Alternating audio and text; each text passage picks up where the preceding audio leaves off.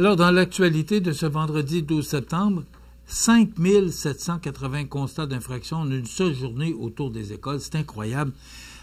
On a beau en parler, on a beau passer des conseils de sécurité, je ne sais pas, mais le message ne semble pas passer. La Sûreté du Québec a mené le mardi 9 septembre dernier une vaste opération nationale de sécurité routière afin de protéger les élèves dans leurs déplacements quotidiens.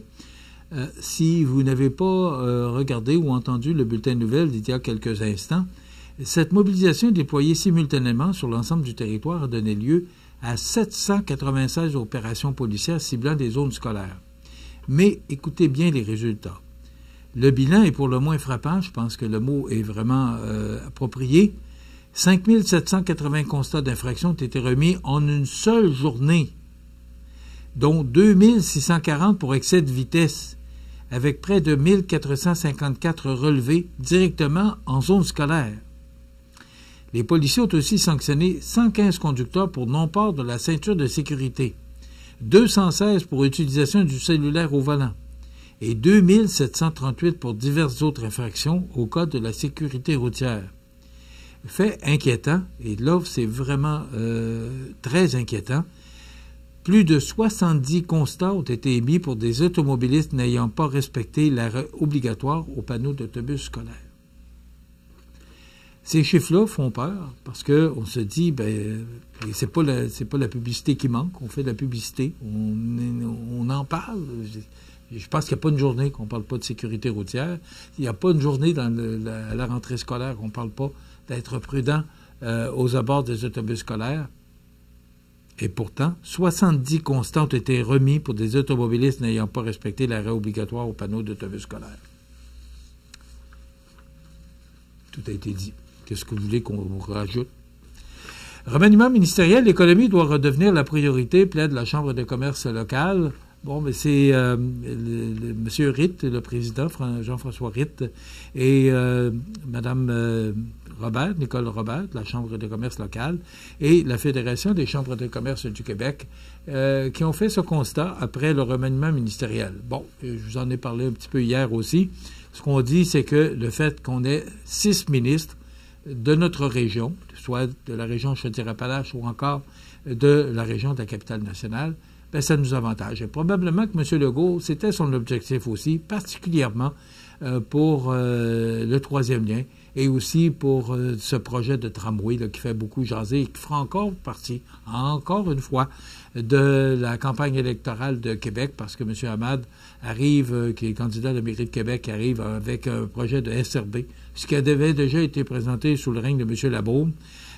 Pourtant, il y a déjà des travaux qui sont enclenchés, il y a déjà des argents qui sont dépensés ou investis, ça dépend de quel bord on se place, pour le projet de tramway.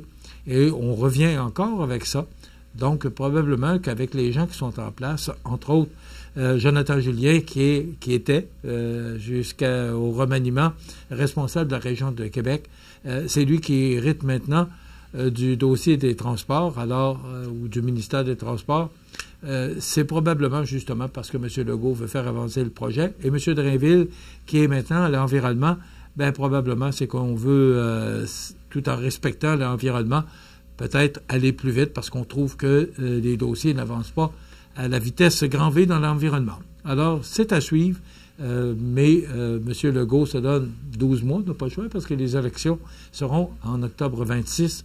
On va voir au cours de la prochaine année, mais les experts mentionnaient là, que d'ici aux fêtes, on devrait avoir une bonne idée de ce que donnera ce nouveau remaniement ministériel de M. Legault.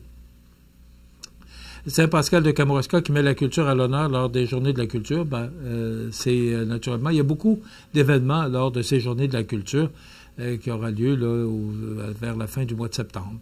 Et un nouveau chapitre s'ouvre au Théâtre Beaumont-Saint-Michel, c'est une nomination. Et aussi, c'est que on a fêté cette année le 50e anniversaire du Théâtre Beaumont-Saint-Michel. Je suis allé, on a été reçus avec grand déploiement. C'est 25 000 personnes. Quand j'ai vu le communiqué de presse, 25 000 personnes qui ont défilé au Théâtre Beaumont-Saint-Michel pour aller voir cette pièce de théâtre. Alors, bravo aux organisateurs, bravo aux propriétaires, bravo aux gens qui gravitent autour de cette belle entreprise qui est à côté de chez nous. Sur la scène provinciale, nationale et internationale, maintenant, il y a beaucoup de commentaires par rapport au remaniement ministériel. Et M. Legault a mentionné, lors de son allocution, après son annonce des nouveaux ministres, il a annoncé qu'un important virage à droite, en dévoilant son nouveau conseil des ministres, s'engageait et qu'il voulait couper profondément dans la fonction publique, une promesse perçue comme une déclaration de guerre chez les syndicats. On ne pouvait pas s'attendre à autre chose non plus. Alors, il y a beaucoup pour M. Legault qui semble un peu fatigué. Moi, je trouvais là, que, je sais pas si vous l'avez remarqué, mais il passe des moments difficiles, surtout avec les sondages qu'il connaît actuellement, alors qu'il a connu la gloire, surtout dans le temps de la COVID, là, qu'il a fait du bon travail. Mais que voulez-vous, en politique, c'est pas toujours évident. Les chroniqueurs aussi, entre autres Minato qui mentionne dans le Journal de Québec, trop peu, trop tard, avec un point d'interrogation. C'est ce qu'on verra. On aura le temps de voir ça, mais d'ici aux fêtes, on devrait se faire une idée sur la qualité de travail de ces nouveaux ministres. Je vous avais parlé que je voulais vous revenir sur Pierre-Olivier Zappa dans le Journal de Québec de mercredi, qui nous disait que jamais dans l'histoire du Québec, les familles n'ont fait aussi peu de bébés. C'est 1,33 enfants par femme, un creux historique. Alors, il nous explique qu'aujourd'hui, un couple peut recevoir jusqu'à 50 semaines de congé parental parce qu'il y a des avantages sociaux pour les gens qui mettent au monde des enfants. Alors, même dans les années 80, en pleine crise économique, on faisait plus de bébés. Pourtant, jamais le Québec n'a été aussi généreux avec les familles. Donc, un couple peut recevoir jusqu'à 50 semaines de congé parental. Le père a droit à 5 semaines payées à 70% de son salaire. La mère a 18 semaines de congé de maternité. Ensuite, 32 semaines à partager, dont les premières à 70% du revenu, puis à 55%. On parle ici d'un des régimes les plus généreux au monde. Et pourtant, et ajouter à cela des places en garderie à 9,10 $ par jour.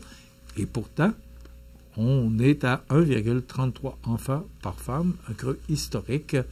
Et là, c'est pour ça qu'on accueille des immigrants, parce que dans nos entreprises, et ça, tout le monde, peu importe le secteur d'activité, tout le monde a ce même problème, qui est la pénurie de main-d'œuvre.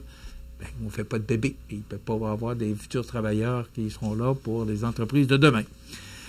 Voilà, ça complète déjà notre émission.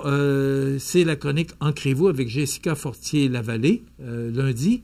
Et on reçoit Michael Rancourt, chanteur-imitateur, qui sera en spectacle ici le 19 septembre. Donc, Michael Rancourt qui sera notre invité lundi pour nous parler de ce qu'il veut nous présenter à son spectacle le 19 septembre prochain. Ce sera à la salle François Prévost.